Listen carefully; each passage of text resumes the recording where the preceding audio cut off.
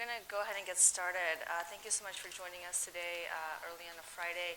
I'm Alina Polyakova. I'm the Deputy Director of the Eurasia Center here at the Atlantic Council.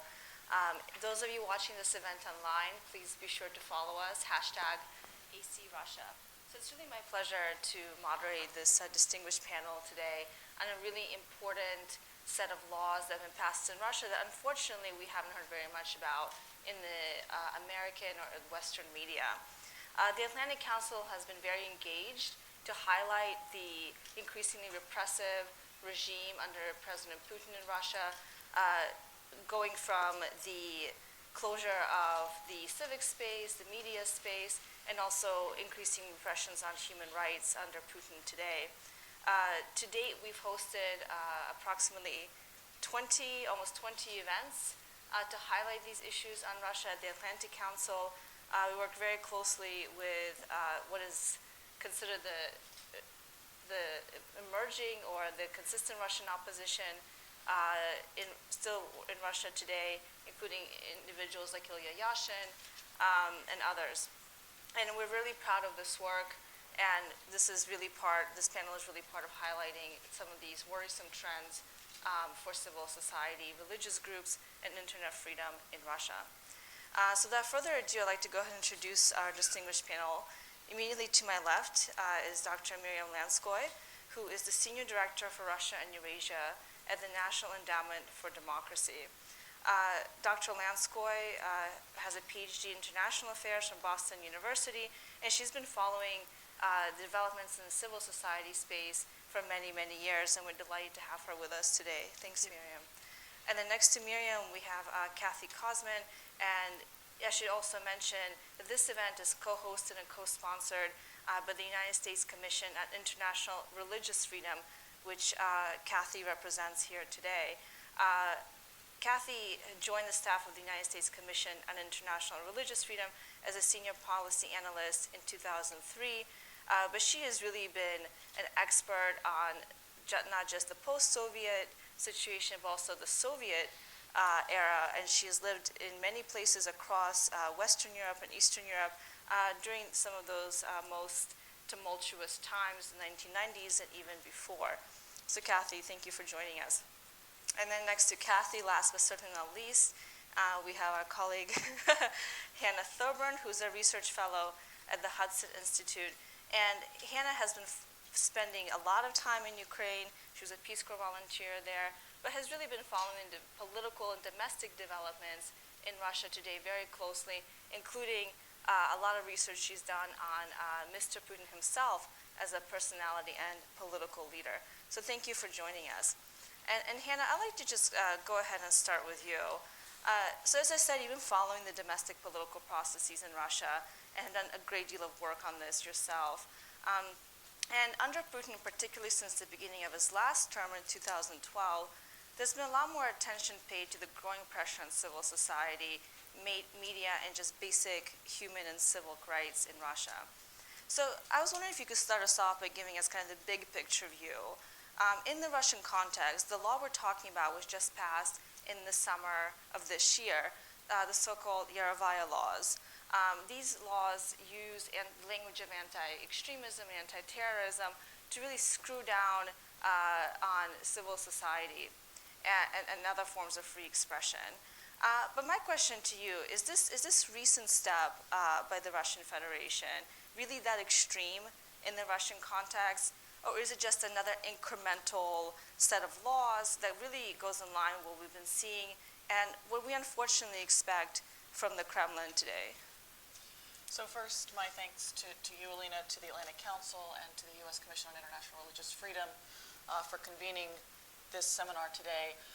It's very nice to see that these issues are actually being discussed here in Washington. I think over the past couple of years, all of the events that have been occurring in both Western and Eastern Europe have sort of shifted our attention away from some of the really unsavory kinds of things that have been happening in Putin's Russia. So I'm very glad that we have a chance to sit down and really focus in on the religious aspect as well as internet freedom, civil society. So to get to your question, it is in a way very incremental. what we've seen since 2011, 2012, the last time we had parliamentary elections in Russia, you saw a large amount of people take to the streets, protesting what they consider to be a stolen election, protesting the idea that Vladimir Putin had simply gotten up on stage and said, I'm going to return as your president, and you essentially have very little choice in the matter. So you saw hundreds of thousands of people on the streets in Moscow, smaller protests in other large cities like St. Petersburg, Samara. But ever since that point, you've really seen Vladimir Putin's Kremlin become extremely concerned that they're going to lose control of the political situation in the country. And I think that fear was only exacerbated by what happened in Ukraine just a year or two later. And they saw that there really is this kind of potential for people power, or for people who are extremely upset and disgruntled with the way that their leaders are handling the country, leaders who are pushing the bounds too far. They saw that that was indeed a possibility. And that's really, you can see a trend in the past couple of years, it's really pushed them in the wrong direction. So you've had a full set of these kinds of movements, a full set of these kinds of laws, and these Yarovaya laws, who are named for the parliamentarian Irina Yarovaya, who was the one who really pushed them through the parliament and was the initial sponsor of the bill. These are just another in a long sort of list, a long laundry list you could go through of events and decisions and laws that have been pushed through over the past 2 to 4 years that have slowly been eroding the civil rights and civil liberties of Russians. And I think it's also very important to mention that many of these laws are in some ways seemingly targeted towards folks in the annexed Crimea. And it doesn't get as much attention as it should, but over the last 2 years, you've really seen that some of these anti-terror laws, as they're announced as being, are in a way kind of targeted against people like particularly Crimean Tatars, ethnic Ukrainians living in Crimea, who aren't very keen on the Russian annexation, and they're willing to go out and protest and willing to say something about the way that they're being treated. And so you have a situation in which these anti-terror laws can really be used to stymie political protests, to put people that the Kremlin regime just doesn't like, people that they consider to be potential troublemakers, to put them in jail, to silence them. And so you're seeing a decided trend towards that direction, and unfortunately it's starting to take in other people in its trap. And I think Kathy's going to talk a lot about what's happening now with the liberties of certain groups of religious people, certain different confessions that are not Russian Orthodox, different sections of Protestantism, Jehovah's Witnesses, Mormons, all now being caught up in this net, essentially saying, we, the Kremlin, have a set idea of what it means to be a Russian, and if you don't fall within those ramifications, then you're out. So what you're really describing is sort of a centralization of control over society, not just over politics and the economy, which we've come to expect from the Kremlin for quite some time, but this trend now on centralizing control over religious institutions and also the civic space and the online space is something that we need to pay more attention to. It's kind of the next step in this overall system of control that we've seen established. You've also brought up Crimea and this idea of color revolutions, or the potential for another Maidan in Moscow as being a great fear of the regime. And I'll go back to that because we, as most of you probably know, Russia will be holding its next parliamentary election just a couple of days this Sunday, and it'll be the first time they're held in Crimea as well. And so this is something I think we should come back to. So, Miriam, I'd like to kind of take this over to you for a moment. You work for the National Endowment for Democracy, which specializes in development of civil society. And we're starting to say civil society in Russia is under many types of pressure. Increasingly hostile laws such as the Foreign Agent Law, the Undesirables Law, which really fit into this broader trend of civic repression, but also disinformation campaigns. campaigns where activists are slandered and humiliated publicly on television and even suffer physical threats and reprisals. Yet many Russian domestic organizations continue their work in Russia. But Miriam, could you tell us a bit more about the challenges that these civic groups who are still working in Russia despite these many challenges continue to face? Thank you, Alina. That's a great way of introducing the topic. I want to start also with the protests of 2011, 2012, which suppressing future protests like that is the theme of the various repressive laws that have been passed.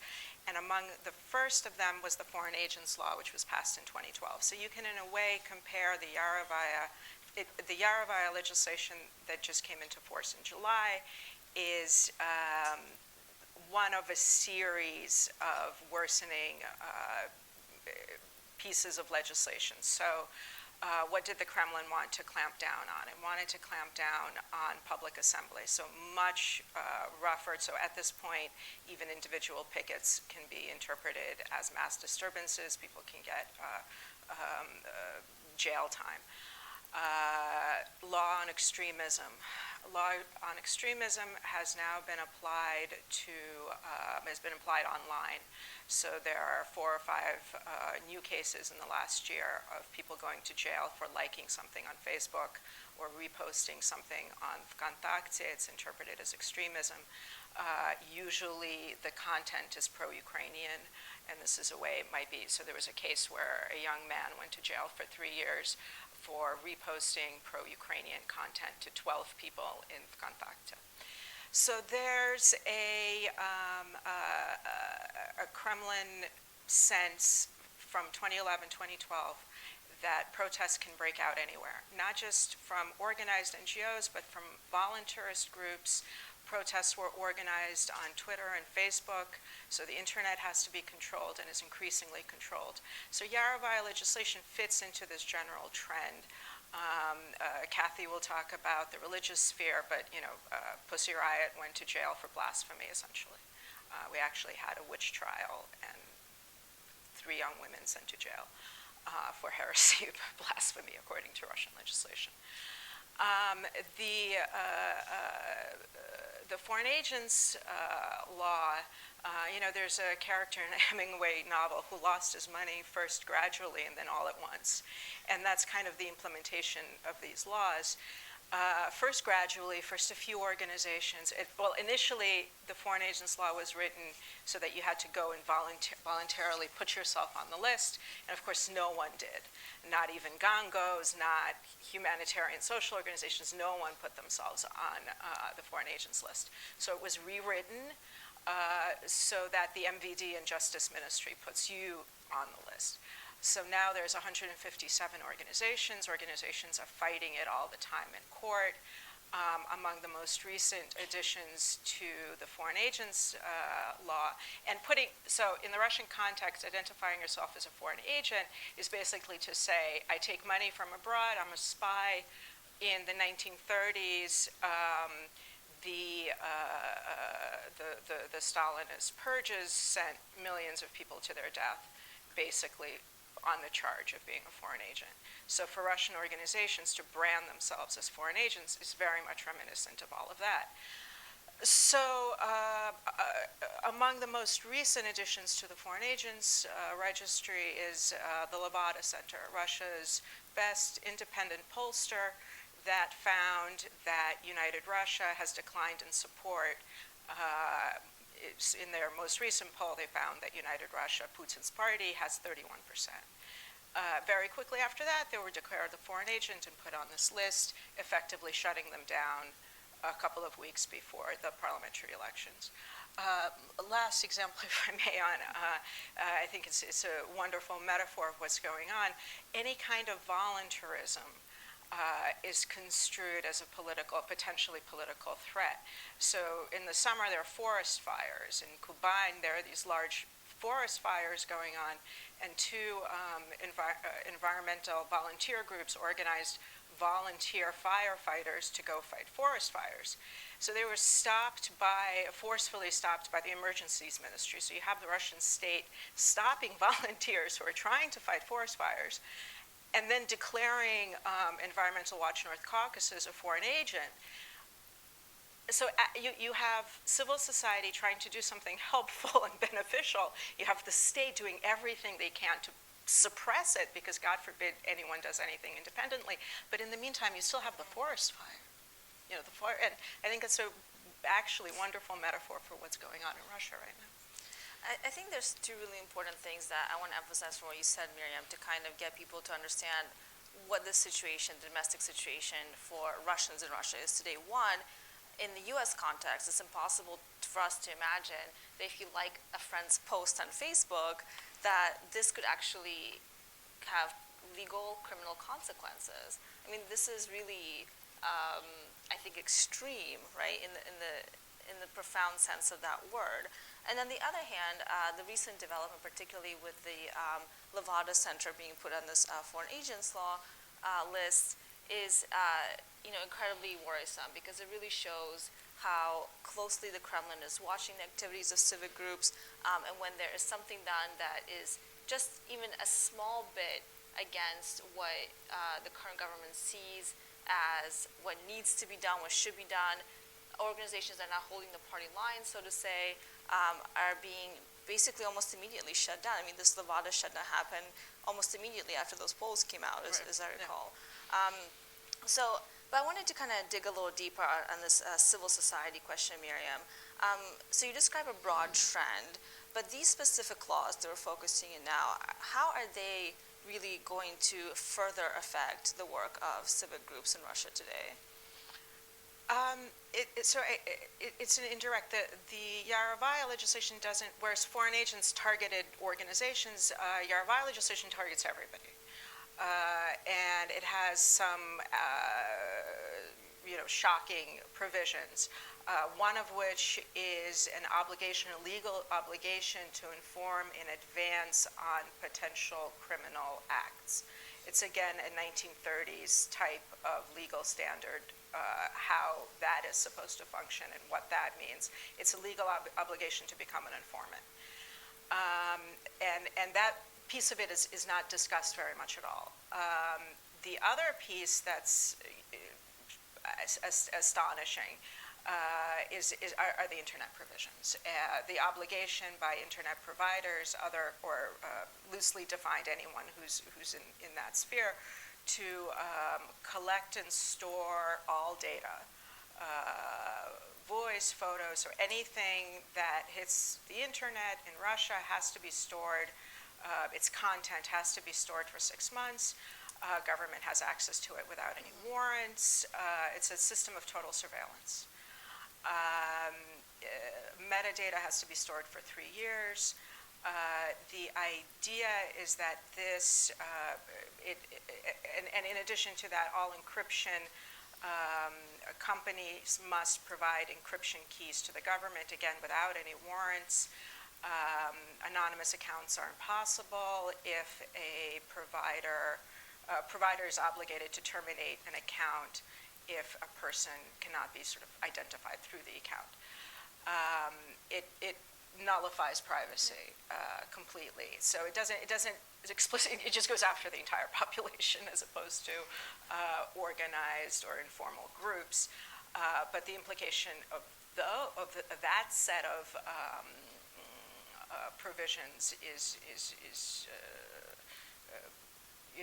it's huge. It also, one of the things that we think about at NET is when one country adopts a set of rules, you can expect others to as well. And in the sphere of the internet, the idea that some companies may start providing backdoors or somehow breaking encryption, or what I should say about it is also the technical requirements are kind of ridiculous. There's not a lot. If it's end-to-end encryption, it's probably not possible to break. But the direction of this is very dangerous, because if it's accepted in one place, it can become accepted in another. And the way the internet works, if it's compromised here, it can be compromised elsewhere. And these pieces, although, again, as I said about the foreign agents law, it wasn't initially enforced, but now it's very much enforced.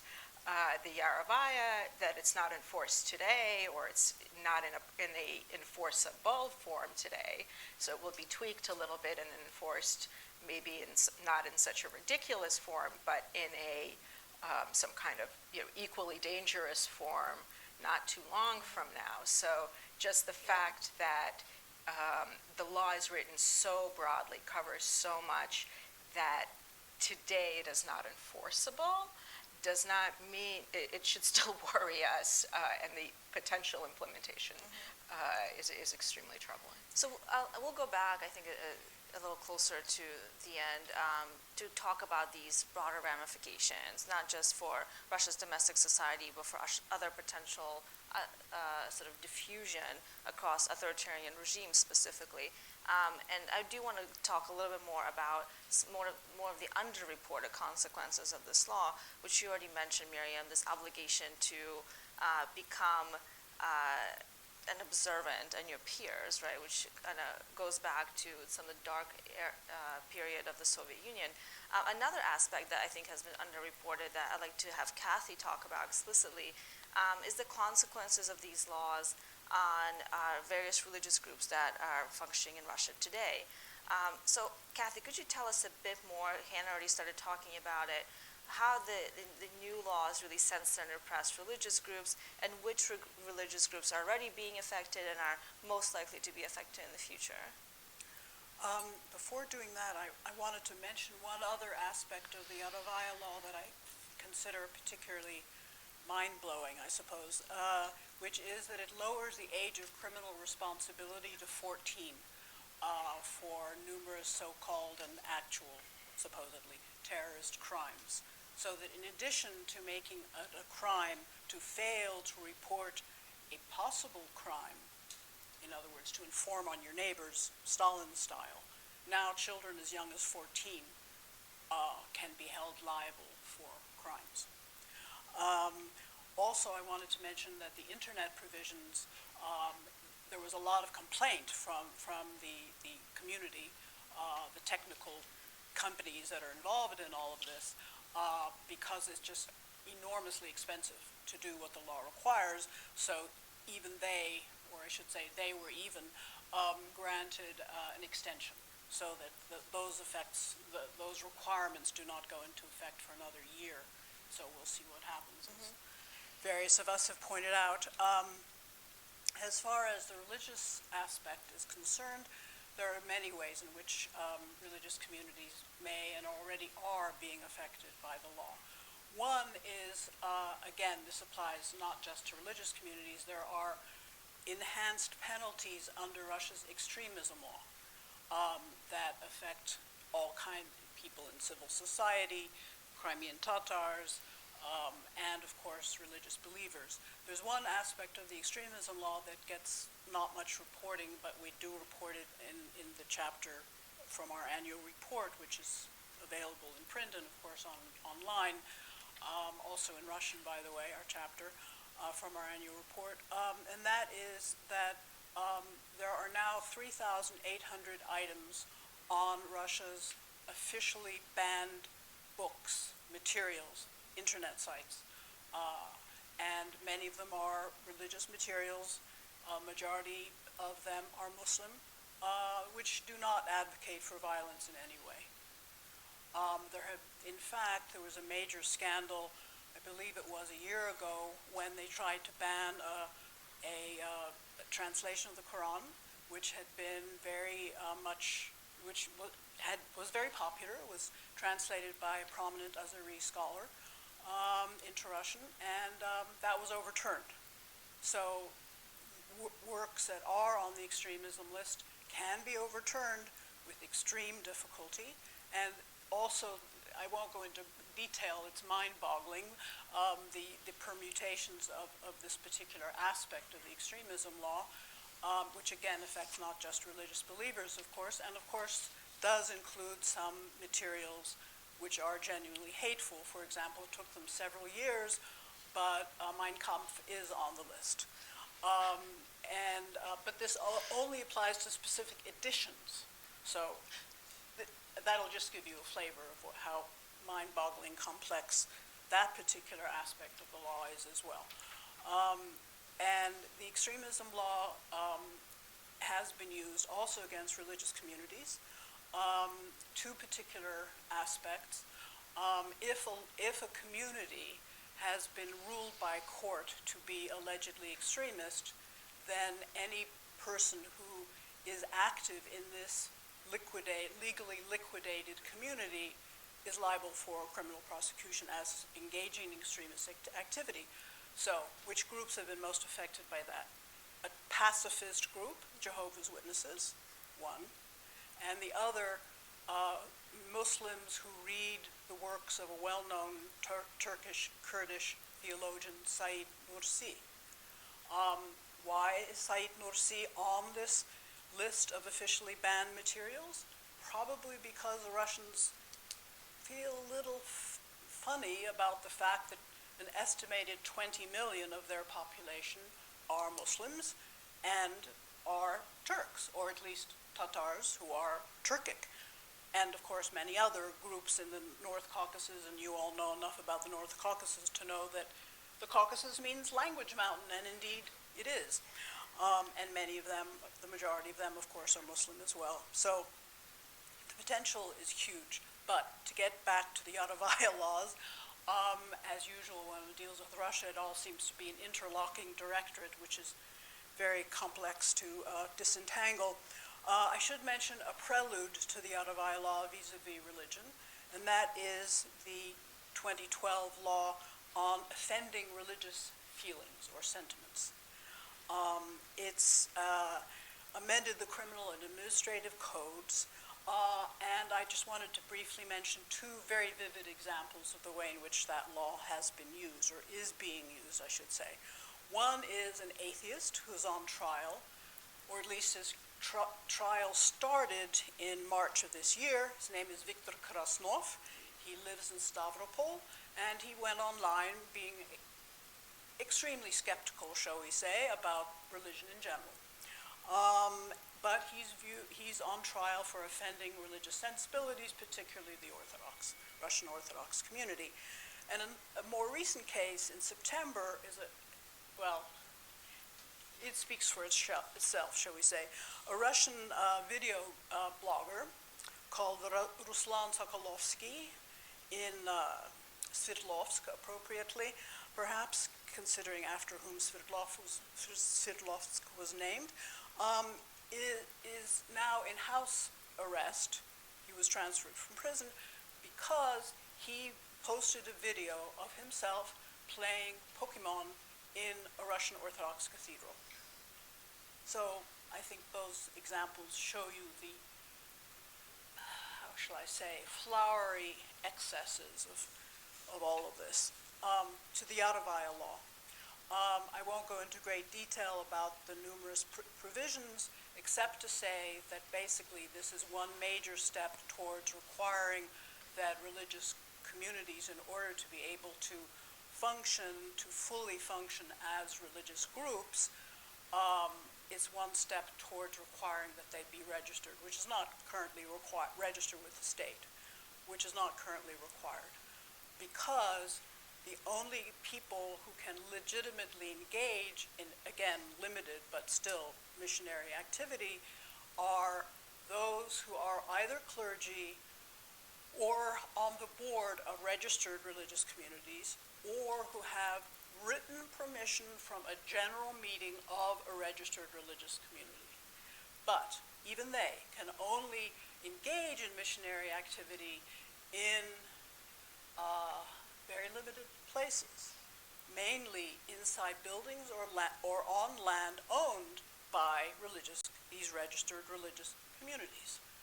So, as many of you know, Protestants, especially evangelical Protestants, who are often denied permission to build churches in Russia, and many of them choose not to register or refuse registration. They choose not to register because it goes against their religious beliefs to register with the state. So they are then not going to be allowed to hold informal religious services in their own homes. Because if there is one single non-official member of their religious community present in that apartment or house or whatever, then they will be engaging in missionary activity. And the Russian courts have already gone to town against several individuals in various parts of Russia for engaging in missionary activity. Most of them are evangelical Protestants, including an American Baptist. Mormon missionaries have been denied permission to come because they don't have the proper kind, allegedly they don't have the proper kind of documentation. The first who was tried and acquitted, he's the only one who has been acquitted, was a Hare Krishna. But anyway, with that breathless, hopefully not too confusing overview of the situation, I close. Thank you, Kathy. I mean, in the interest of time, I want to go back to some of the themes that have been raised because I want to have plenty of time for audience questions. Some of the things that Miriam, you talked about, all of you have pointed to the internet, the online space. And Hannah, I wanted to get your thoughts on that. In 2014, the Duma also passed what's widely known as the Bloggers Law, which allowed the government to shut down the blogs and sites of many very well-known opposition leaders, such as Navalny and Garry Kasparov. And the online space in Russia today, as we're discussing, is perhaps one of the last spaces for public, open discussion. And now what we're seeing is that is also closing. Some of the things that Miriam described as part of the new law that instructs ISPs and telecoms to provide and store information on users and to provide open access to the government to that information, to provide encryption keys. Many are saying that these are too expensive to enforce, and that it's just not going to be possible for the private firms that provide those services to actually do that because it requires a great deal of server capacity, et cetera. But do you think that the Kremlin is actually likely to use the information that it seeks access to? And if so, for what purpose? So, it's a very interesting question. Several years back, there was a lot of discussion about whether or not Russia would be interested in following the same kind of path that the Chinese had taken on building this great internet firewall. And most of the consensus was that Russian internet was already too free and too open and had not been controlled from the beginning like Chinese internet had been. And so building that kind of Chinese system would be impossible. And I think we've now seen that the Russians are attempting to build their own version of a controlled internet. Russians have gotten very used to having the ability to go on websites from around the world, talk to their friends on Facebook, on VKontakte. Russian Twitter is reasonably active, so they're quite used to these things, and the idea that could be taken away is rather worrisome. That's another sort of thing that people might worry, or people in the Kremlin might worry, could this be a trigger for protest? So they seem to have taken the opposite tack, which is to try now to create and implement and enforce these laws that would have all of the data that's being sent out by Russian citizens come back to the Russian government for analysis, forcing these telecommunication companies to keep metadata for 3 years, forcing them to keep text messages and any pictures that people send over their cell phones for at least 6 months. That's the kind of thing that you can see might be useful to them if they're attempting to, say, prosecute people who've been involved in major protest actions. And we saw some of this after the protests in 2012, when the Kremlin essentially went to the then owner of VKontakte, which is essentially the kind of Russian version of Facebook, and they said, we want all of this information. We want to be able to access what these users have written. And to his great credit, the creator and owner, Pavel Durov, said absolutely not. And within the space of a couple months, he had the entire company taken away from him. It was essentially put into the hands of pro-Kremlin businessmen, and he's now finding himself in that same situation. He has a new company, Telegraph, which some of you may know is a very popular encrypted app that you can use for messaging with your friends. And again, with these orders about having to give up encryption keys, he said absolutely not. And so there is some question, what happens to these companies that refuse? What happens to companies, and there's been attempts in the past to make companies like Google, Gmail, keep the information of Russian users physically on Russian soil rather than having them in servers, say, in California, in Europe somewhere. Will the Russian government have their hand forced? Will they have to actually ban these apps? Will they block them? That, I think, is an open question. Will they try and actually take away some of these mechanisms like Telegraph, like Kontakte, like Gmail? Will their hand be forced? And if so, what exactly will that mean for the way that Russians choose to interact with the world? I think that's an extremely interesting question. Thank you, Hannah. I think one thing you point out is that also, given where we are in terms of technology and how globalized the internet space is specifically, if one company is forced to shut down, many others come to replace it, and it's sort of a constant chase the government has to be involved in. And I think the question that we also should consider, right, this is an incredible amount of metadata that they seek access to, and it's not clear to me that the Russian government has the capacity and the capability to actually use it and analyze it in the way that perhaps it seeks. So I think we have to ask ourselves, is this really about giving the population a sense that they're constantly being surveilled? Is this more about social control than it is about access to specific information? I think, Miriam, you want to jump in here. Yeah, if I can jump in for a moment. I think another piece of this is to take a look at the behavior of large Western American companies in this sphere. We saw in China companies buckle, and it's very important. You can see Pavel Durov taking a courageous stand, and he's a Russian who's very much at the mercy of the state. The jury's out how Western companies will behave. Facebook moderation practices where accounts of different critics, regime critics, dissidents have been shut down arbitrarily. Clearly, trolls or government agents complain about, in a very targeted way, against famous commentators, opposition figures, and their accounts get taken down arbitrarily. There's been a whole petition with a couple of hundred prominent Russian oppositionists asking Facebook to revise the way they handle moderation and the way they handle these questions, complaints about accounts, because it's clear that the Russian government is manipulating it.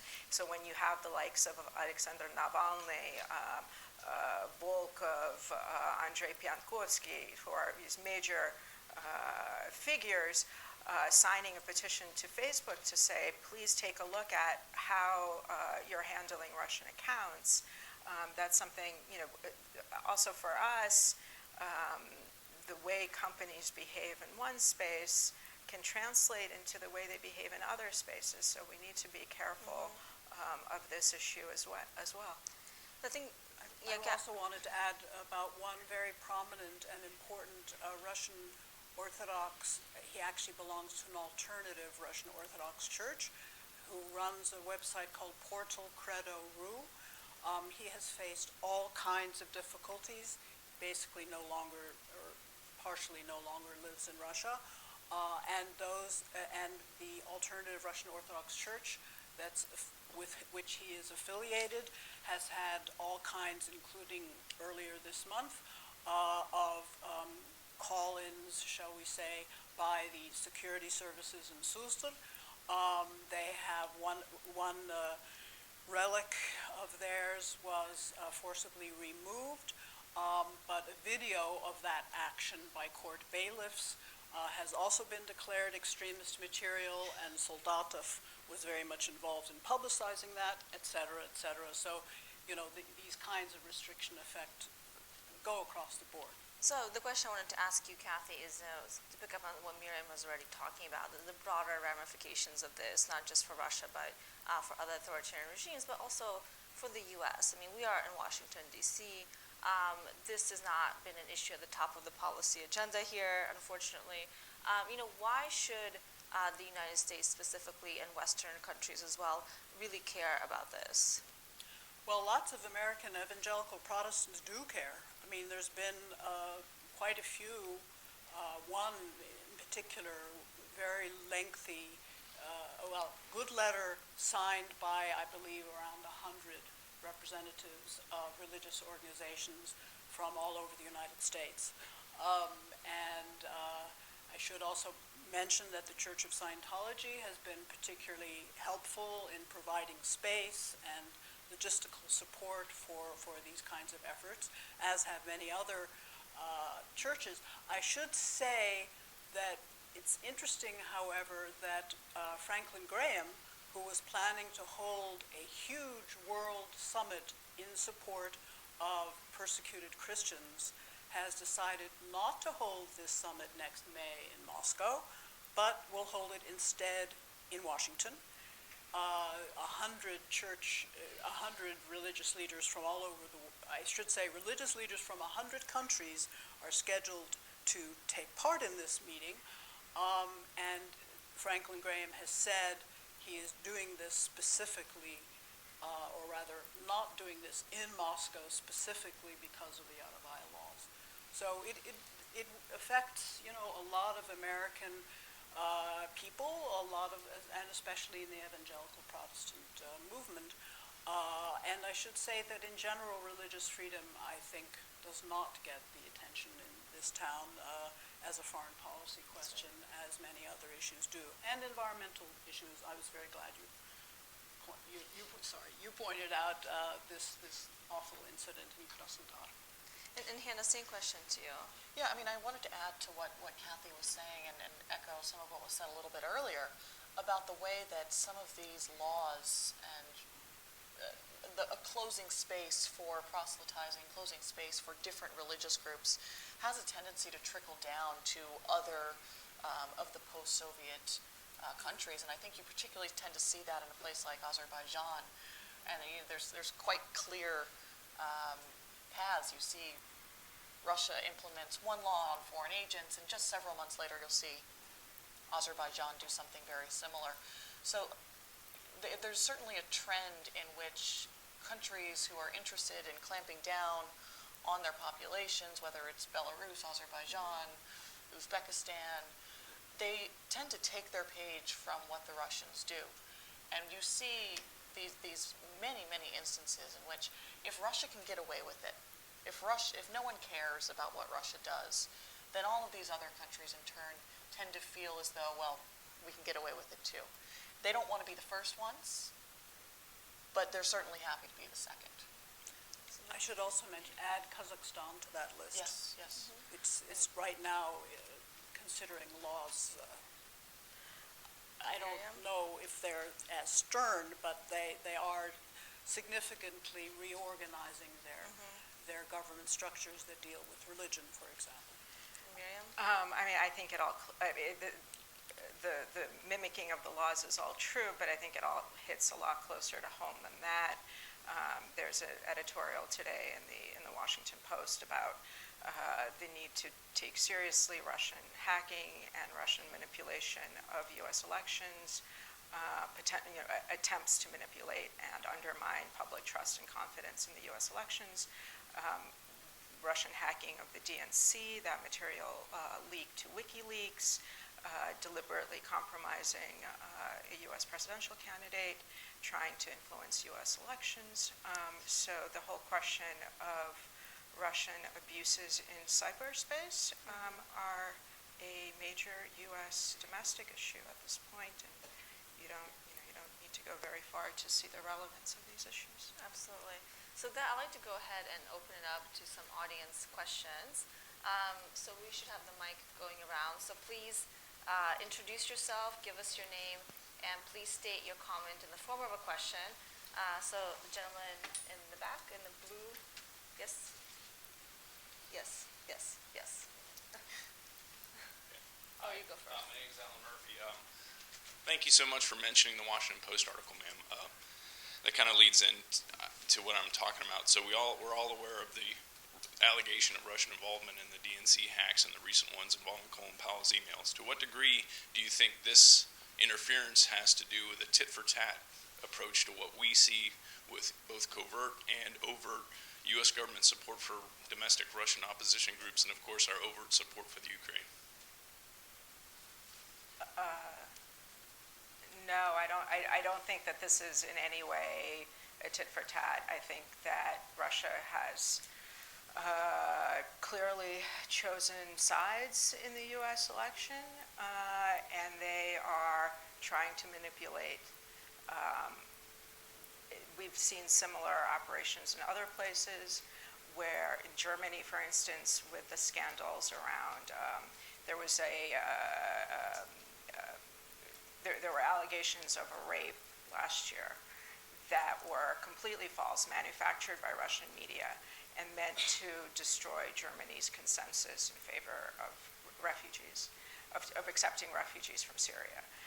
There are instances where Russia manipulates internal politics of other states, and that is what they're doing here. It is not a tit for tat for any specific U.S.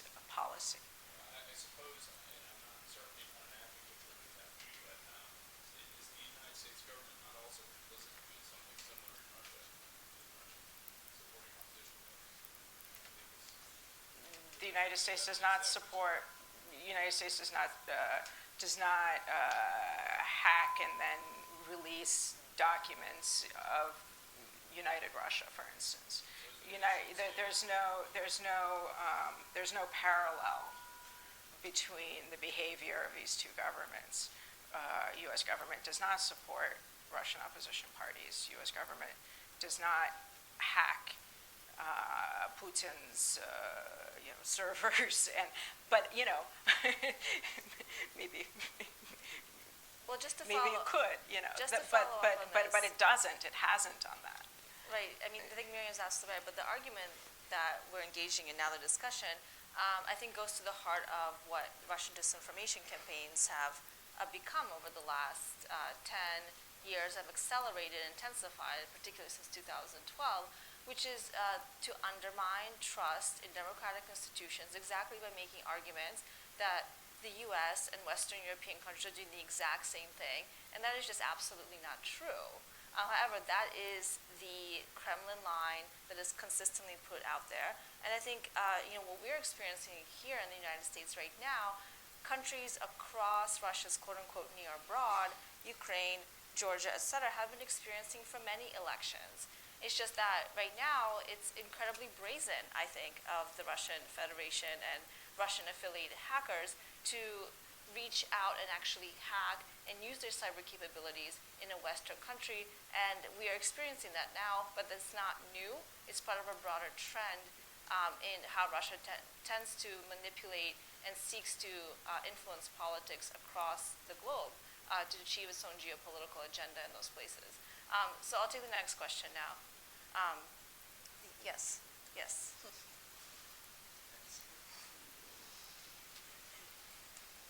Hi, my name's Ali Nasseh. I have a master's degree in security studies from University College London. Miriam and Kathy, you've expressed quite a bit of concern about the aspect of the legislation that makes it illegal not to report on certain types of crimes. We've had several instances of terrorist attacks in the United States that intelligence services would have never picked up, but people close to the perpetrators knew about. So I'm wondering, is mandatory reporting something that we see as a legitimate counter-terror tactic, or is it something that's morally unacceptable for governments to force their citizens to do? Well, I think part of the problem is how you define terrorism. And, we define terrorism very differently from the way the Russian legal practice does. For example, in the extremism law, there's not even the necessity to use or advocate violence. So this is opening the window very wide to allowing citizens to report on, neighbors they don't like, because they sing too loudly in a semi-religious tone or something. It's given the vagaries of the Russian judicial system and legal tradition. Unfortunately, I think it's written and conceived of in a much too wide and vague a way. Perfect, thanks.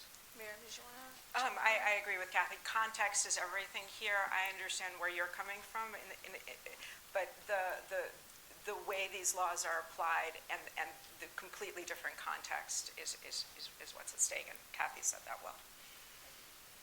Sir?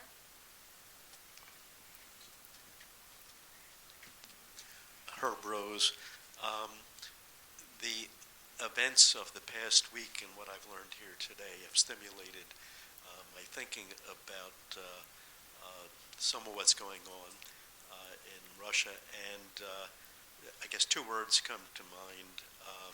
One is metadata, as has been mentioned here, and the other is irony. During the last week, for those who read a hard copy of the newspaper, Washington Post, for example, they've seen an ad which has been sponsored, at least in part, by the ACLU, requesting that Snowden be pardoned for his activities. And it seems ironic now that what's going on in Russia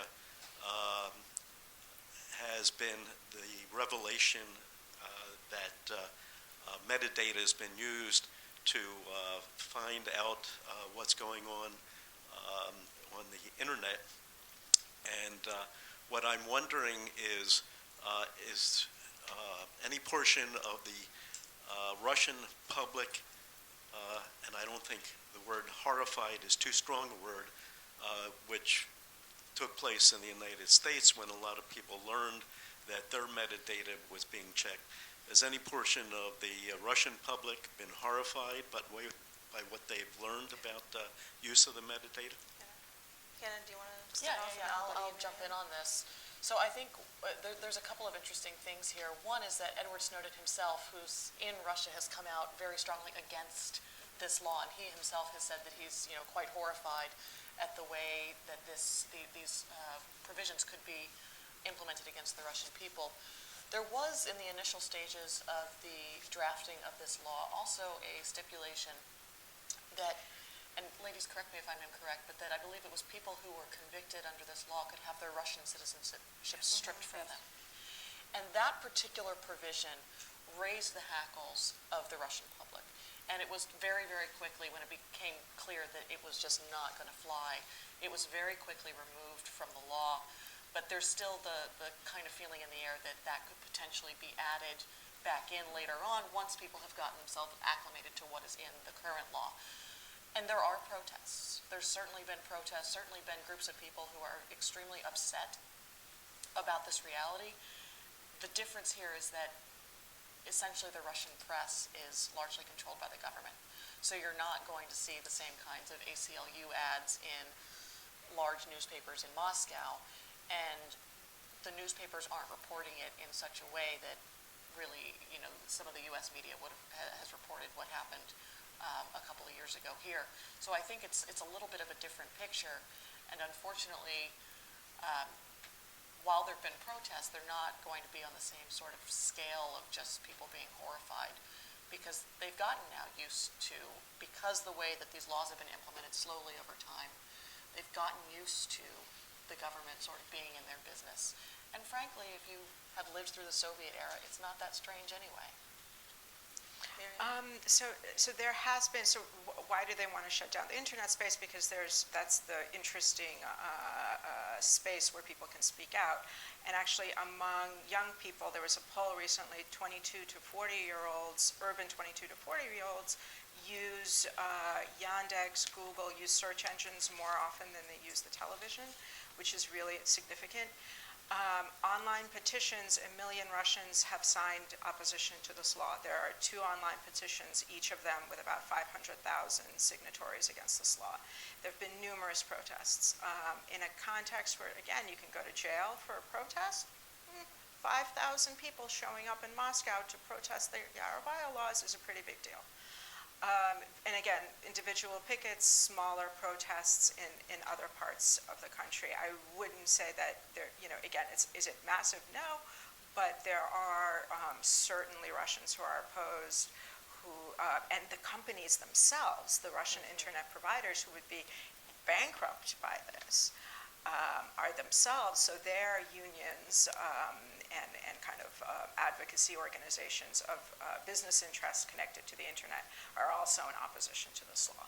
So actually, I would take it as a kind of, and they've slowed it down. So the success at this point is that there's been an acknowledgement that you can't implement this anytime soon. So if it's possible to slow it down, then it might be possible to make more changes too. Yeah, so one thing that, Kathy, did you want to jump in here? Just quickly, there's been many, many protests from religious leaders, mainly evangelical Protestants, but also a major Muslim, the deputy head of the Council of Muftis, before the law was passed. They protested, and I also should say that inside the Duma, there are all kinds of oddities to the way this law was put together. It was the Defense Committee that had total control over the wording. The religious affairs people in the Duma were not consulted at all. And the anti-missionary provisions were introduced by a deputy from Tula, which was the first Russian region that had introduced an anti-missionary law, which had been overturned. And one of the odd things is that on the national level, Russian officials have been quite consistent in being critical of anti-missionary shutdown or restrictions. One question that I wanted to pose to the panel before we take more questions is the timing of these laws. What we've seen the Kremlin do is prior to major elections, something like this tends to happen. There's another clampdown, there's another repression, there's another law being passed by the Russian parliament, the Duma. These laws again passed in July. The elections are this weekend. Is this timing connected? Of course, the last massive protests that we've been talking about that started in 2011 were around the elections at that time as a protest vote. So was this really sort of an anxiety attempt by the Kremlin to try to prevent a similar outburst of protest, or was this not connected to the elections at all, and this is just part of the legal process and the parliamentary process in Russia? Well, I think that, as they like to say in Russian, it is not accidental that it was passed on the last day of the Duma session before the elections. Agreed? Yeah, I think I agree. And it's also, I think, key here to note that those parliamentary elections were actually moved up from when they were originally scheduled, which is December of this year, and they were moved up to September by the Kremlin, in part, I think a lot of analysts think, because there was concern on the part of the Kremlin that they might see something similar happen again, and so by moving them up a little closer to the summer, they're hoping that they can forestall some of those incidents. So let's see, I'll take one more question on this side. Yes, sir. Hi, my name is Jack Krapansky. I'm unaffiliated. So all the crackdowns that are occurring in Russia and elsewhere on civil society, what is the United States' response to that other than to just complain about it? Is there any specific thing we can do or any incentives we can offer, or can we just continue complaining? Who wants to take that? Kathy? Well, the State Department did issue a statement, which I have checked very recently, but it has only appeared on the U.S. delegation to the OSCE. It has, as far as I know, not appeared on the U.S. Embassy in Moscow website. And I must say, the statement, well, was in the finest tradition of diplomatic wording. Hannah, would you want to take this? I mean, I think there's certainly more that could be done, but it's not happening right now. And I think one thing that concerns me a little bit is because these laws are put out there under the name Anti-Terrorism, and this current administration does see Russia as an ally in fighting ISIS and fighting in Syria, fighting some terrorism, and that Russia does have a history of some terrorism, that we're perhaps not paying as much attention to it as we should. I think the Russians have learned that sometimes the labeling is 50% of the battle, and I think on this particular case they're right. Yeah, I think that's a great point, Hannah, that these laws that are really focused on Russian society at large are part of the national security package. Absolutely. Right? And that Russia has been passing these kinds of repressive laws under the label of anti-terrorism and security, right? Which, of course, the U.S. Has no right to intervene and will not intervene on in imposing some sort of various views of Russia's own national security laws. So I think that's been very clever. The Kremlin regime has really learned how to use the language of human rights as well as anti-terrorism to increasingly pass down what are in fact the opposite of those kinds of values. Miriam, did you have a comment on that, or? Yeah, I mean, I guess I would say that there are all sorts of international standards and laws and norms that we could refer to more frequently when should call a spade when we see these things. Russia's behavior internationally, its behavior at home, contravene all kinds of international standards, and we could be saying this a little bit more clearly on some occasions. And I don't know, you're besides complain, what else can we do? But we can be clear in our approaches. And even though these particular laws are not tied to the current sanctions regime that the U.S. and Europe have imposed on Russia for its actions in Ukraine and Crimea, I think this should actually make policymakers feel more, confident that the sanctions regime is something that should be maintained, because Russia domestically isn't moving in the right direction. And of course, it's not moving in the right direction in its foreign policy either. So I saw a question, the gentleman in the back on the side. Thank you very much. Patrick Tucker with Defense One. I really appreciate this panel. So the FSB, the Russian intelligence service, has been getting a lot of press recently in the United States. They're one of the groups that's suspected of, through shade and opaqueness, breaking into the DNC, stealing a lot of data, and then operationalizing that data to influence the United States election by releasing through WikiLeaks and other kind of proxy publication services. So I wondered if you could talk a little bit about the FSB. Is that method of data theft and then discrediting opponents something that you see in play in terms of dealing with dissidents in Russia, and how do Russian people perceive, and Russian dissidents particularly, perceive the FSB and their activities? Thanks. Who wants to take that one? Sure. There have been instances of, so you have different tactics in different situations, but the obvious outrageous case was putting sex tapes on television in the spring of discrediting the leaders of Russia's opposition party, Parnas, by, it's clearly hidden video of two people who are,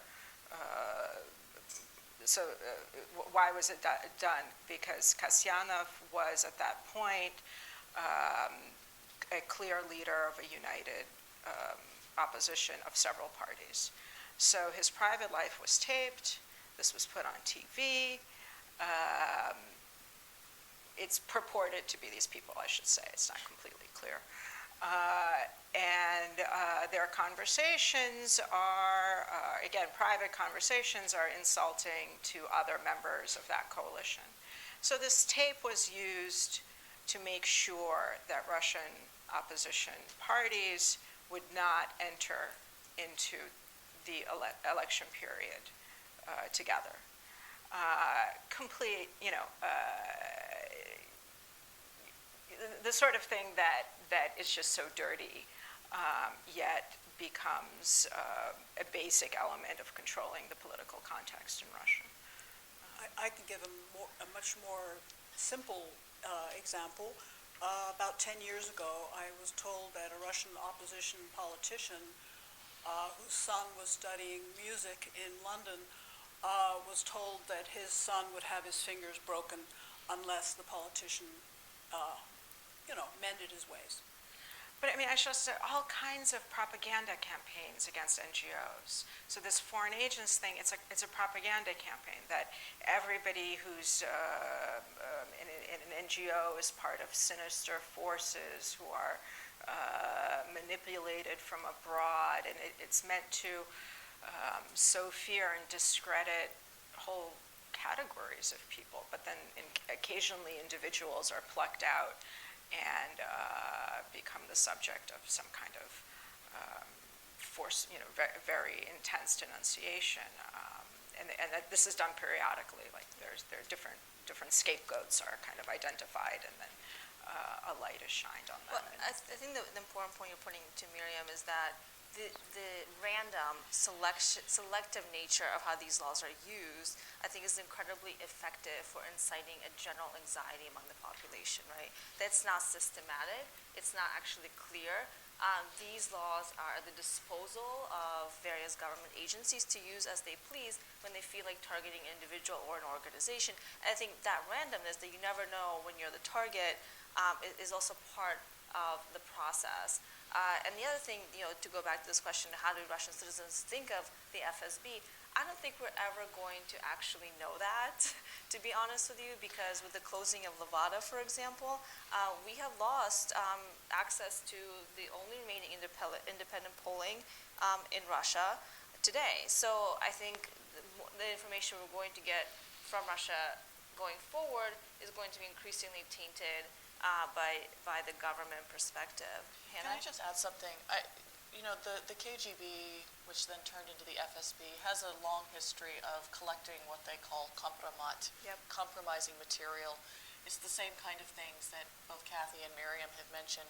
And it's the setting up of these situations, whether they're honey traps, whether they're video cameras, whether they're hacks.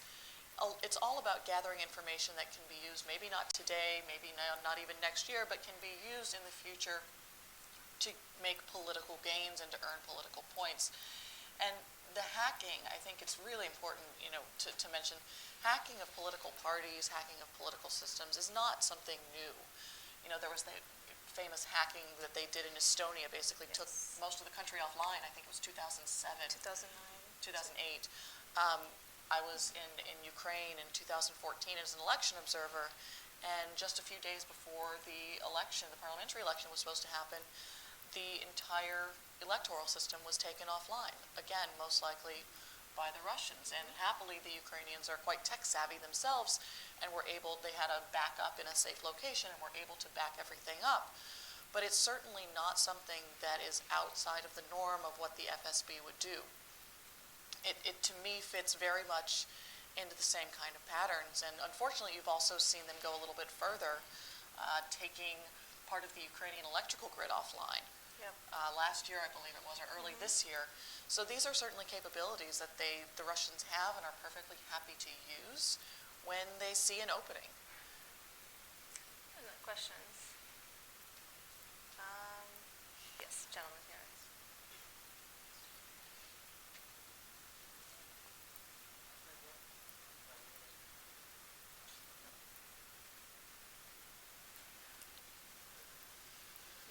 Hi, my name is Yuri Terekhov. I'm the editor of Rufabula, the independent Russian outlet.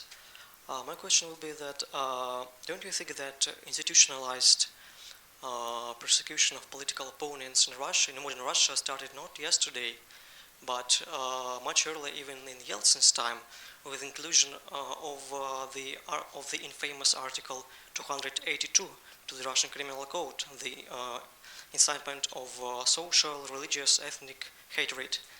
And since that time, not only Russian nationalists called for its total abolishment, but also such liberals like Democratic Choice Party and Parnas Party with Mr. Kasyanov himself. Thank you. Somebody want to take that? Well, I think it's without question that the Russians are masters at issuing many restrictive laws. Also, one of the things that I've only fairly recently come to sort of understand is that the Russian court system is organized or disorganized, depending on your point of view, in such a way that there's no precedent So a court in one place can rule one way, but then a court in another region rules a totally different way, and because the other court ruled another way doesn't influence at all how that other court rules. But obviously, some of you who may be lawyers can give a better explanation to what I just said. But so in short, there are many restrictive laws, and unfortunately what we're pointing to here is yet another to the arsenal. Ma'am? I just wanted, Do we want to give Yes. comments? Yes, please. There's a lawyer. Is that on? Yeah. My name is Karen Whitus. I have a lot of history in this area. And I do have a question, but just to get to the point about lack of precedent, all civil law systems do not have a system of formal precedent like a common law system. Having said that, it's not supposed to be completely random and, like what they call in England a postcode lottery, depending where you are.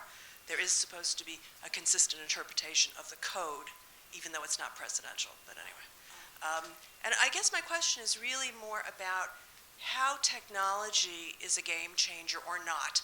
Because everyone has made reference to the fact, that this is everything new is old, everything old is new again.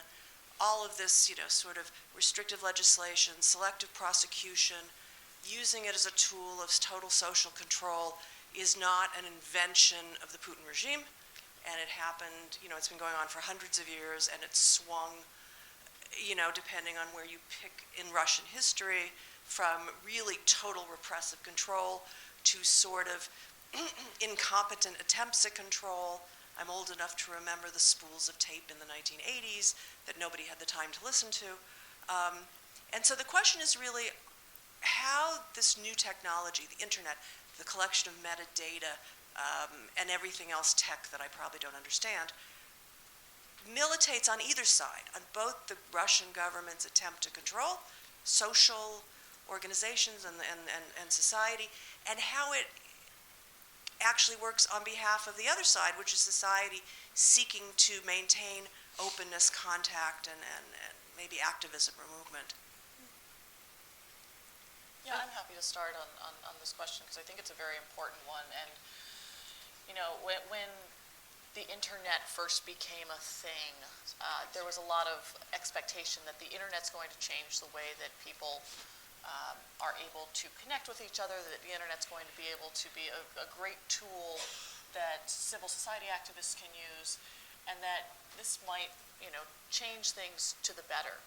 And I think, unfortunately, that's been proven to be a little bit incorrect because we've now seen that with every step and with every progress that is made in the technological sphere, you create telegraph, for instance. You create Kontakt. These governments have in their best interest, at least as they see it, to begin to push back on those. And so while they may not be able to gain control of the proprietary information that is the software that runs Telegraph, although that's, again, one of the fears that by gaining some of the encryption codes, they'll be able to then gain access to this proprietary information as well as backdoors into other technological systems. They're essentially moving at just about the same speed as is the creation of new technologies. I think where you've seen some innovation on the side of democratic activists or civil society folks is when there was that law passed last year, I believe it was, in Russia, that bloggers who had over, I think it was 3,000 hits a day, had to register as an official news site and were then put under the control of the same kind of censors that help run the Russian media. A lot of bloggers who were affected by that decided to do something different. So they would instead have a kind of sign-up list on their website, and then you would get an email only to one person that would have the blog contained inside. So they've been able to in some ways, circumnavigate the restrictions of these laws and still be able to disseminate information, but it is getting a lot harder.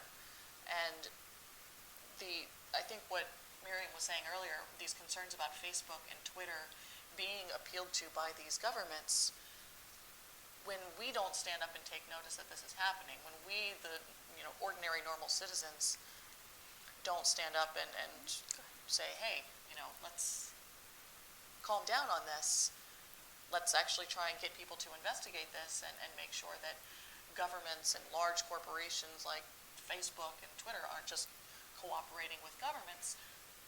You may end up in a situation where sort of our worst fears about government control or of the internet can come true. I thought that was a great question because it gets at kind of the theme of what is it that we expect of the internet, and there used to be this phrase, liberation technology, right? That the social media, because it remains I would say in Russia, it is the main vector of free speech. That is where content can be shared. That's where people can meet and discuss still, and it has for a long time been open. But what I would say is that it just reflects this, our moods about the internet reflect larger forces in the world. So as things were liberalizing globally, the internet was flourishing. As there's a kind of global clampdown and greater authoritarianism, more and more authoritarians are using internet for surveillance and repression and so forth. But it isn't something inherent in a technology. It's part of a broader kind of global trends. But I think that's an important question. I'm not sure how exactly to get at that, because it is both things. It's simultaneously the best avenue for free speech in many places that are repressive. And at the same time, a space that's closing and contains within it potential for greater and greater forms of surveillance. And I think we should not ever underestimate the creativity and innovation of the Russian people specifically to get around some of these more restrictive measures. In the Soviet years, I don't think we're there yet. Although it seems like we're moving closer and closer in that direction again.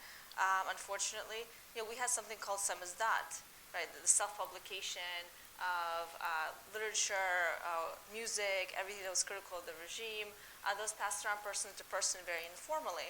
There's this idea of digital samizdat now, right? We can use these kinds of encrypted networks, messaging services to pass around information, and perhaps that is being done. I'm certain that it is. And new forms, I think technology is an enabler, right, as Miriam and Hannah were saying. And I think that the Russian people specifically, and people who lived in authoritarian regimes more broadly, have been very savvy at using those new tools to undermine the regime. Yes, please. Oh, Kathy, did you want to jump just in? a quick note. I'm not competent to respond on technology, but I did want to point to national ideology. So you said that we're not quite at the Soviet point. I would say we've gone further back, we, meaning the Russian state, has gone further back than the Soviet period. I think it's gone back to the 19th century. It's gone back to Tsarism, Tsarist-style ideology, where there's that famous trinity in which is the Russian Orthodox Church. And the Russian Orthodox Church is not only, and it's specifically, of course, the Moscow Patriarchate of the Russian Orthodox Church. Sorry, I can't do without long titles. This plays an important role not only inside Russian society increasingly, but also in its foreign policy. But that's another discussion. Absolutely. Yes, please. My name is Ilhan Kagri, and I'm from the Muslim Public Affairs Council. And it seems to me that the issues that you spoke about exist in many, many countries of the world today, where you have authoritarian regimes who try to maintain their control and who try to mask the violations of basic human rights under the aegis of terrorism or security or those kinds of things. And it's interesting when you talk about the Russian Orthodox Church, you'll see in Muslim countries they'll say, oh, it's the mosque, it's the religious community, or it's the official understanding of Islam, and so if you violate that, you're speaking against the Prophet or whatever. And they use these laws to actually quash any forms of dissent against governments that are authoritarian and not democratic. So my question is, how much do you think the United States brought this about or maybe opened a Pandora's box when we created this idea of going after terrorists, and then did things like, arrest tens of thousands of people and put them into Abu Ghraib, or brought people into Guantanamo and some of them didn't belong there, or used black sites. And then how much do you think we've sort of lost the moral high ground in saying, look, these are, you can't use terrorism in these broad brush strokes, because I feel like some of them may be using our playbook in not now, but in the near past, of using terrorism to do a lot of things that probably were not appropriate.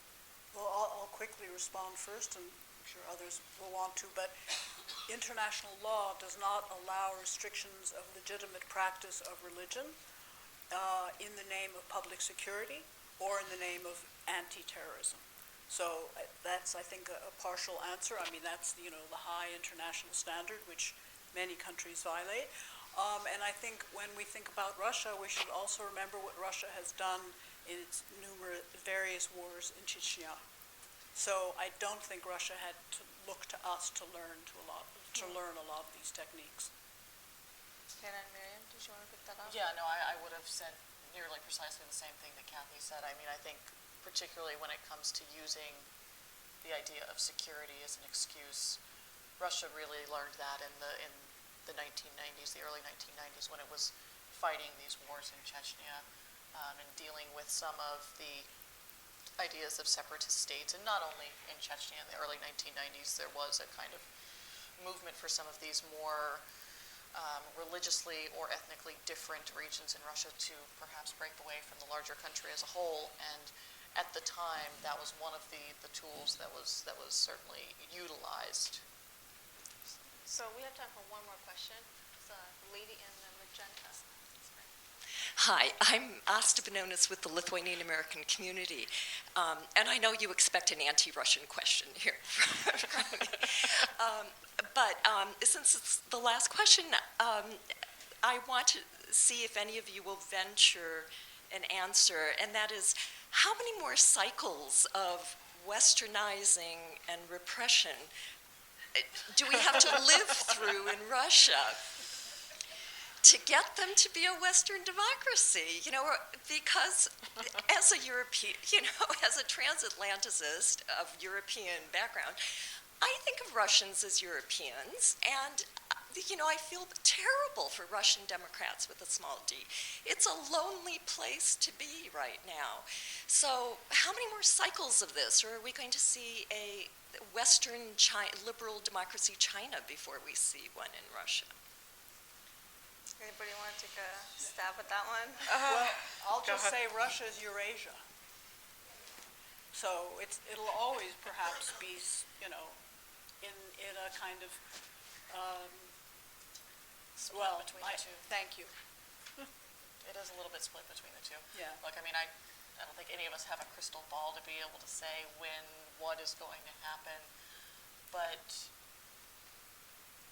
it's, I think, a hope that a lot of people have. And when you go to Russia, you go to particularly some of the larger cities, it does feel much more open than it would have in, say, 1989.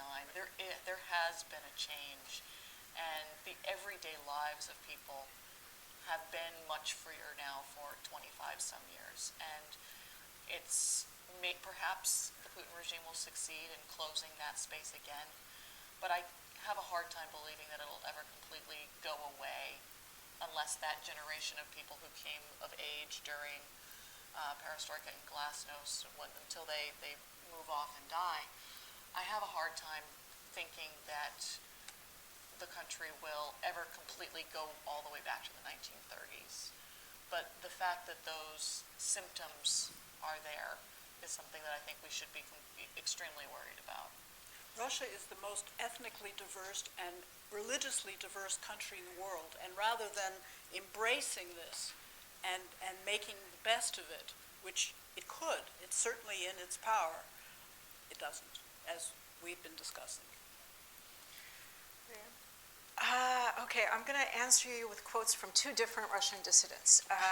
There's first Alexander Yanov, who in the 1980s published, living in the US, published a book called The Russian Idea in the year 2000, and he went into cycles of Russian history that Asta has referred to, and basically said that liberalism never becomes systematic, it's always suppressed. So he traces all of Russian history and says, yes, there's a liberalizing tendency, it's always suppressed with some kind of horrible dictatorship, and then that slowly thaws, there's an opening, and then it's, and he said, yeah, that everything changes except the stereotypes of political change. So if you're kind of Yanov, if you're projecting that onto what's happening now, you would see it very much in this kind of, you would see the 1990s as a liberalizing period that can't systematize itself and then goes back into, horrors that are very similar to its past. But I have another, but there's always another Russian dissident. And it's Father Gleb Yakunin. And it was a year after the killing of Politkovskaya, and we were in Moscow. And it was decided that no one should speak because we shouldn't be politicized. It was a small group of people. There was an exhibit of photographs of Politkovskaya, and it was kind of starting to rain, and we'd said, okay, we're not going to politicize, we're just going to kind of stand here, and there's this rain starting, and people are kind of standing around awkwardly, and it was mostly people who'd worked with her friends.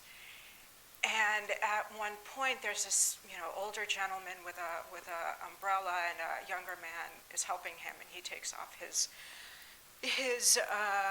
raincoat, and he's wearing a vestment, and his Father Gleb, and he starts to pray, and he says the Panikhida, and then he turned around to us, and he said, what is this faith that you're supposed to have, what is it? And it's Добро победит, даже здесь в России, that good will triumph, even here in Russia. So, from Father Gleb. I think that's a perfect note to close on, Miriam. Thank you. So thank you all of us for joining us today, and thank you to our panel. You're a good friend of yours. Yeah, and thank you again to the United States Commission on International Religious Freedoms. If you have time to maybe, if you have time after the session to maybe stay for questions, but we should really close at this point. So thank you for joining us and for this really fascinating discussion. Thank you. And I do want to say also there's some written comments, I don't know, by Paul Goebel, which are sort You of can pick around. up outside. Yeah.